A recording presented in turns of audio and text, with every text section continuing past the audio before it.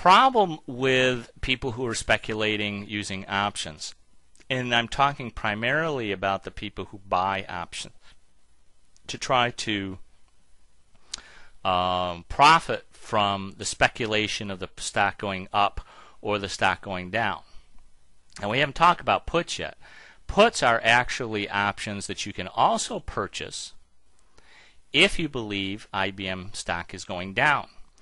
It works the same way as calls. The only difference is when you purchase a put option, you believe that the stock is going down.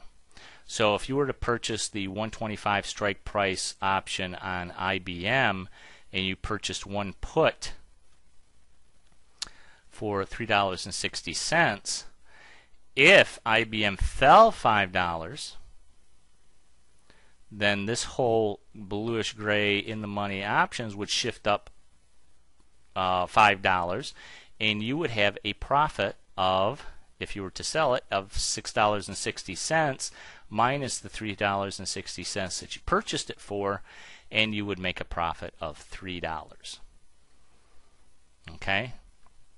The problem with speculation like this is that what happens if you're wrong? Let's say you purchase this option for $3.60 and the stock moved up $5. Now the guy who bought the call option just made $3 profit, but what happened to your profit?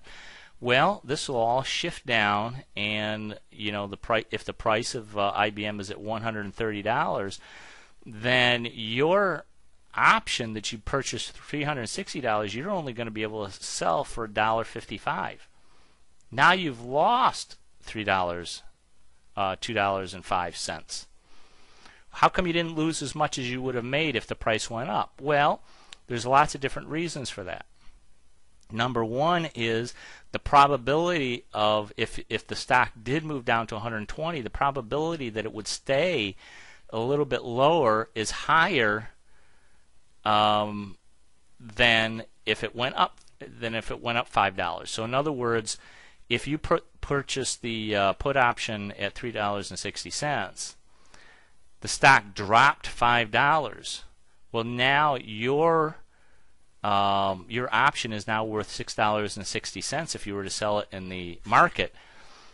And the reason that it went up $3 is because now it's called in the money. In other words, the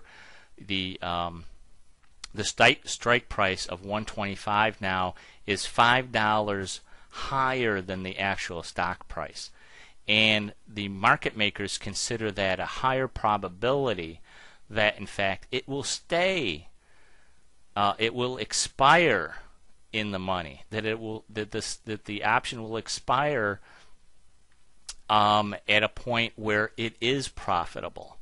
However, as you can see, the lower you go, the less value these options have. The 120 option, which is about 5 points out of the money, which is $5 out of the money, only has a value of $1.65. Why does it have a lower value of than the 125 option? Because the probabilities that the stock is actually going to be trading at $120 when it's currently at $124 on the third week of May when this option expires is less. And we can actually determine that. There's a number of different there's lots of information that you can get on each one of these individual options, including volume, how many actual contracts were traded on that particular strike price during the day. And this is the actual volume of trading that took place yesterday on IBM stock. You can see here that the May 120 calls, 2,247 contracts were traded. The May 125, 7,104 contracts were traded. The May 130s, 9,557 contracts were traded. So you can see that the majority of people will trade right around these at the money strike prices. But you can also get some other information about these options, including